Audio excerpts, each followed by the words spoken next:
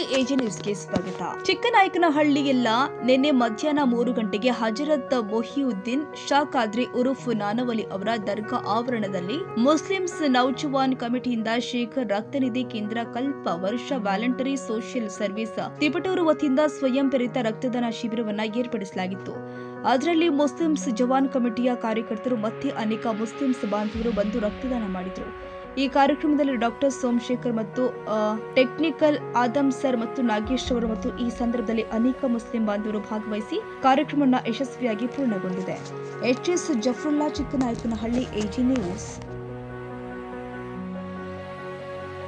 ಕನ್ನಡಿಗರ ಮೆಚ್ಚಿನ ನಿಮ್ಮ ಎಜೆ 24/7 ನ್ಯೂಸ್ ಕನ್ನಡ ವಾಹಿನಿ ಇದೀಗ ಟಿವಿಯಲ್ಲಿ ಲಭ್ಯ. ವೇಳೆ ನೋಟಿಸ್ ಕೊಟ್ಟಿದ್ರೆ ವಾಪಸ್ ತಗೋತೀವಿ. ಇವತ್ತು ವಕ್ಫ್ ಪ್ರಾಪರ್ಟಿ ಅಂತೇಳಿ ಬರ್ತದೆ ಅಂತ ಹೇಳಿದ್ರೆ ರೈತರು ಬೀದಿಗೆ ಬಂದ್ರೆ ಏನ್ ಮಾಡ್ಬೇಕಾಗತ್ತೆ? ಯಾರು ವೋಟ್ ಹಾಕಿಲ್ಲ ಅಂದ್ರೆ ಗ್ಯಾರಂಟಿನೆಲ್ಲ ಸ್ಟಾಪ್ ಮಾಡ್ಬಿಡ್ತೀವಿ.